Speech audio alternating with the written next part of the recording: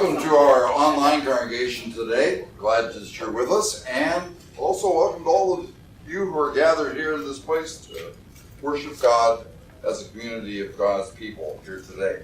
Now, clearly, I am not Pastor Pat. He is much younger and better looking. But my name is Doug Johnstone. My wife Phyllis and I are happy to have been a part of this worshiping community for a little over a year now. But I have to tell you, I am very anxious about being here today. In fact, actually, I'm a little terrified. Because, you see, I really do enjoy worshiping God with all of you here. And serving God and worshiping and learning with all of you. It's a great place to be at this place in our spiritual journey. I'm terrified here today. Because I'm afraid I'm going to mess it up. I'm going to disappoint you. And I'm going to dishonor our God and Lord. And that brings us to the theme for today. You knew I was going somewhere. And especially it's our gospel lesson that we're going to focus on today. So pay attention when that's read, especially to that. Because our gospel lesson today recognizes that we will have to deal with a lot of weeds in the gardens of our lives. It's all of those things that bring us down, that smother our intentions to honor God, and to show love to our neighbor. And it's all those things that just smother and drag us down. And the question today is, how do we get rid of those weeds in the gardens of our lives? That beautiful garden that God intends us to be. So I'm terrified about being here today. And I can guarantee you one thing. I will mess it up. But this service is not about me. No matter how many people may tell you that they go to a particular church because of the pastor and they're wrong. This service is not about me, and believe it or not, it's not about you either. It is about a God who loves us unconditionally, without anything done on our part, and he invites us in to be part of his family and to be a beautiful garden in praise and worship of him. He showed us his love on the cross. He loved us in spite of who we are, in spite of what we are.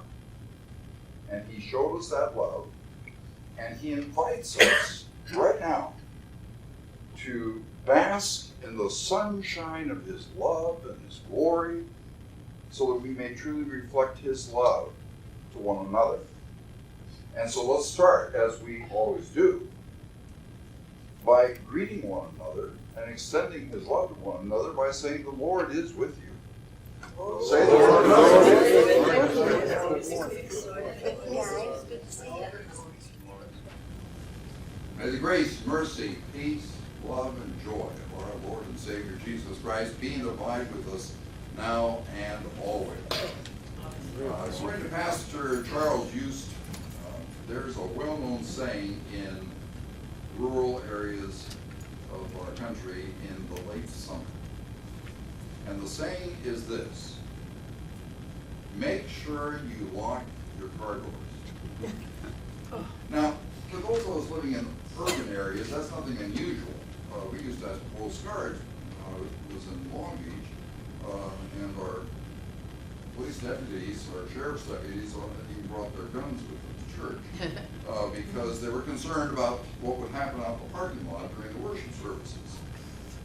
They were concerned that something might be stolen out of the cars, or the car itself might actually be stolen. So, but there's an entirely different reason in rural areas for locking your car door.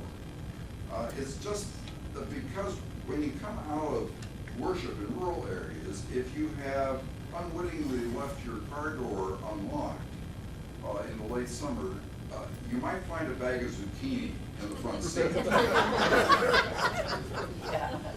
You see, zucchini squash is a very healthy food, but there's nothing that grows more abundantly than zucchini.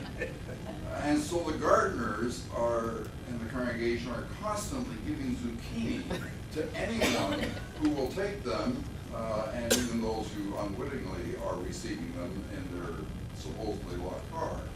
Now, I thought of the abundance of zucchini when I read again this Jesus parable about weeds, because if there's anything that grows more abundantly than zucchini, it might be weeds. I'm not sure. But it's especially if you're trying to grow a garden. Weeds have a way of sprouting up as well. And according to Jesus' parable, a sower sowed good seed in a field, but an enemy came and sowed weeds. I don't know if you needed an enemy to sow the weeds, but that's how the story was told. And later Jesus explained that the good seed stands for the people of the kingdom, and the weeds stand for all who do evil. And then, as the passage says, as the weeds are pulled up and burned in the fire, so will be at the end of the age, he said. The Son of Man will send out his angels, and they will weed out of his kingdom everything that causes sin and all who do evil. They will throw them into the blazing furnace, where there will be weeping and gnashing of teeth. And then the righteous will shine like the sun in the kingdom of their Father. And then he added, whoever has ears, let them hear. Every gardener knows about the importance of getting rid of weeds. If you don't, weeds will tend to choke out the good plants that you want to grow. And God also knows about the importance of getting rid of weeds. Many of us are uncomfortable with the idea of a God of judgment, but sooner or later, we have to answer the question, what about the weeds? The most infamous of the Nazi death camps was the one in Dachau, Germany. Dachau was known for its brutal treatment of prisoners as well as the deaths of many thousands of Jews. A monument there memorializes these victims of Nazi terror. Alongside this monument is a series of exhibits depicting various Nazi methods of annihilating the Jews. The wretched detention camps, the extermination ovens, the mass graves. There's also a huge sign at Dachau which proclaims in French and German, Russian, and English, never again. That's the purpose of the exhibit, is to remind us of the terrible deeds that were done at Dachau, so that we would keep thundering in every generation, never again, never again. Human evil is a continuing, ongoing reality in our world. We see it on every continent. We recoil at the idea of that judgment of God, but what about the weeds? What about the evil within the hearts of men and women? The hatred, the bigotry, the envy, bitterness, lust, anger, greed. And I'm just talking about you and me. A young woman in one of our public schools was asked to write an essay on evolution, and she wrote, according to this theory, man descended from the apes and has been descending ever since. There's some truth in that little piece of humor. In our appetite for evil, human beings are still descending. It seems like we keep inventing new ways and ever increasingly effective ways to hate and destroy one another.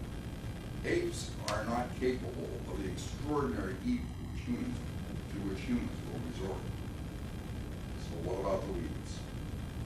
Our concern today is really not so much about the final judgment that Jesus describes, when the wheat and the weeds will be separated. For most of us, that matter has already been settled.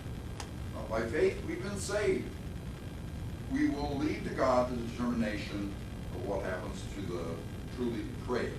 I think that's really, the Bible indicates, that's way above our pay grade. We aren't responsible for what others do with their lives, but we are responsible for our own lives. What about the weeds? What about the weeds in our lives?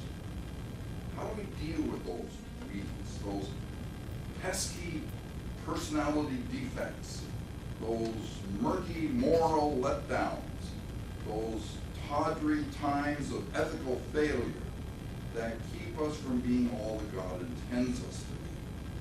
For you see, God created us to be like a beautiful garden, bearing fruit, whose taste is sweet and glorious and pleasing to the taste buds, and bursting forth in blossoms, whose beauty is pleasing to the eye. How do we get rid of the weeds from our own hearts and become the beautiful garden that God intends us to be? The first step is to recognize how weeds grow. They grow without any effort on our part. No one goes out and plants a weed. Oh, the enemy in Jesus' story obviously did. But no one cultivates the weeds, waters them, sees that they get enough sunshine. Weeds require no labor. There's a little poem that describes how many of us feel about gardening, and it goes something like this. To cultivate a garden takes a lot of labor. I would rather live next door to a garden and cultivate my neighbor. That's my philosophy. Weeds require no labor. They just appear. Weeds remind me of that mindless bit of philosophy that's still so popular in our society today. If it feels good, do it. And that's a certain recipe for failure. If we did only what felt good to us, we would be physical, mental, moral, and spiritual wrecks.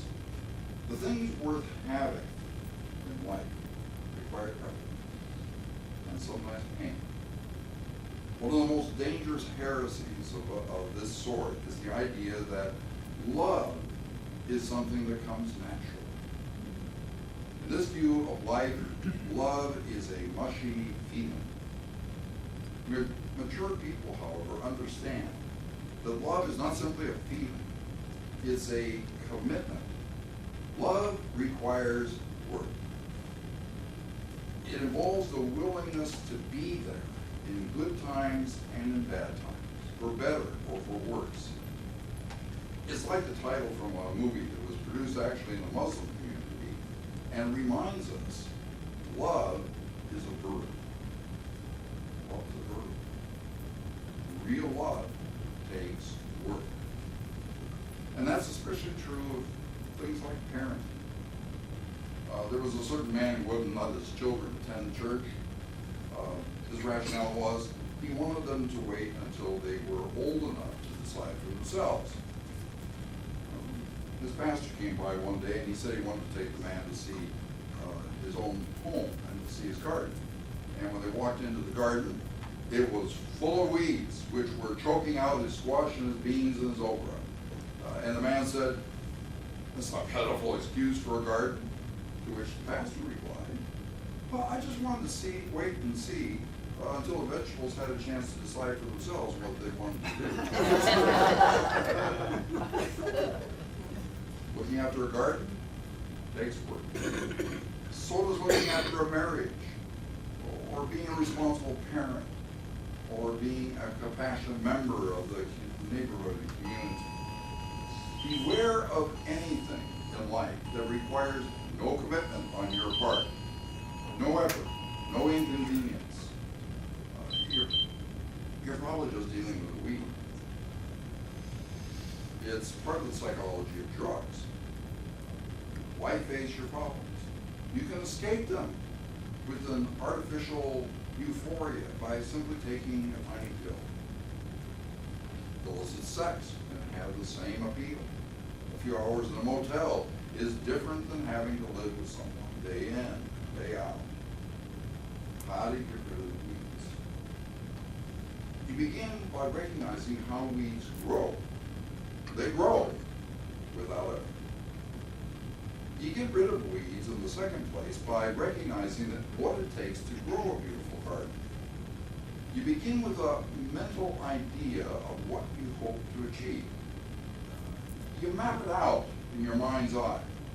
You visualize the finished product. The roses and the begonias over here, the dogwoods and the maples over there, the hedges, and then the walkways through it all. Do you have that same clear-cut vision concerning your life? There are some people who take better care of their lawns than they do their lives. Successful people almost always have a vision of what they hope to achieve in life. The story is told of a skinny, scrawny, African-American youngster who one day heard his coach say, "You can be what you make up your mind to be. God will help you." And later this youngster told his coach, "I've decided what I want to be. I want to be the fastest man in the world." And the coach said, "Well, son, that's a great desire, a great dream, but there's one problem. Dreams have a way of floating high in the sky and drifting around like clouds. A dream never becomes a reality unless you have the courage to build a ladder to your dream." And he explained to the young man how his dream would take determination, dedication, and discipline. And young Jesse Owens listened to the words of his coach.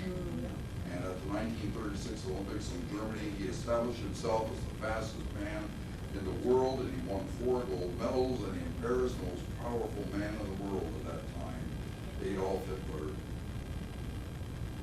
A beautiful garden begins with a vision, a dream, an inner picture of what you can accomplish with God's help. A beautiful garden also requires a plan. The great Quaker leader named Rufus Jones was a prolific writer. He wrote and he published 1 book a year for over 50 years, and he did this while making speeches and editing a magazine and attending to countless additional responsibilities. And someone asked him how he found the time to write so many books. And he answered, "I wrote my books on Tuesday." Okay, it's a simple but effective plan. He set aside Tuesdays as his one day of the week when he accepted no avoidable appointments. He wrote from breakfast until dark.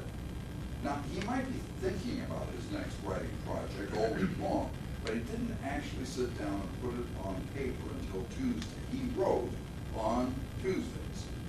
And by following that simple plan, he left behind a huge body of written work. You've heard it before because it's true. Those who fail to plan to fail. Jesus talked about the foolishness of those who build towers without first sitting down and figuring out the cost. Successful living requires that we give some thought to the future. We have a vision of the beautiful garden we hope to be. Now we sit down, we make a plan. What would I have to do to make my dream a reality? Of course, a meaningful plan for our lives will include all of eternity. There's an old story about a court jester who was given a wand by his nobleman, the nobleman he served. And the nobleman said to him, "Keep this until you find a greater fool than yourself." And so the jester put away the wand. He kept it for many years. Never did find anybody more foolish than himself. The one day the nobleman lay dying, and calling the jester to his side, he said to him, "I'm going on a long journey." And the jester asked him, "Where to?" The nobleman shrugged his shoulders. "For how long?" asked the jester. "Forever," replied the nobleman weakly. "What provisions have you made for your journey?" he asked. "None," answered the nobleman. "Then," said the jester, "take this," handing the nobleman his wand. "You are the greater fool than I." Beautiful garden requires a vision, a plan, and a commitment to cultivate it as long as necessary. I like what Tom Landry, the legendary coach of the Dallas Cowboys, once said. When something like this isn't the exact quote, but the sense of it. I have a job to do that is not very complicated, but it is difficult. To get a group of men to do what they don't want to do so that they can achieve the one thing they have wanted all of their lives. Isn't that a great statement? Cultivating a garden requires daily little tasks that are a pain, perhaps, but you do them because you can envision the beauty and the bounty that awaits you. That, of course, is what disciplined living is all about. Some people don't understand the nature of discipline. They think of it as a mindless devotion to meaningless activity. I chuckled when I heard about a Marine sergeant who was trying to enforce Marine discipline on a group of young recruits. He decided to try the modern psychological idea that to get people to do something, you have to explain why. And so he was heard yelling at a squadron of Marine recruits, "Take a look at yourselves. Shoes not shined properly, haircuts terrible, ties crooked, and whiskers like you haven't shaved in a week. Suppose some country suddenly declared war on us. What will we do?" Well, I doubt that having your shoes well shined and hair keeping will help you much in battle. But the discipline involved in the daily life of a Marine will make a difference in the outcome of battle. Disciplined living is not following a mindless routine. To the man or the woman who's caught a vision of life's boundless possibilities, it's the application of a plan. Isn't it time that we got rid of the weeds in our own lives? Weeds are the enemy of a beautiful garden. Whether that garden is a good marriage, or the sanctity of your body, or your relationship with God, your relationship with your children, your grandchildren, in our case, the great-grandchildren. Or maybe it's the progress in your profession, or basically your relationship with God. Weeds require no effort, but they can choke out the work of a lifetime. A beautiful garden, on the other hand, requires vision and planning and discipline, but the prize is worth the price. So, heed Jesus' warnings about weeds. A farmer was out spraying his garden, and a certain beetle was threatening his crops, and his little girl was upset with her father killing all those helpless little bugs. Her father patiently explained that their family was dependent on their garden, and the beetles could literally cause them to starve. You see, said her father, I'm not so much opposed to beetles, it's just that I'm for our garden. And that's God's attitude toward weeds. It's not so much that God hates weeds, it's that he loves us so much that he does not want anything in our lives that might drag us down and take away our joy. Successful living requires us to get rid of the weeds, and God's love working in us will turn our lives into a beautiful garden. And may that peace which passes all our human understanding keep our hearts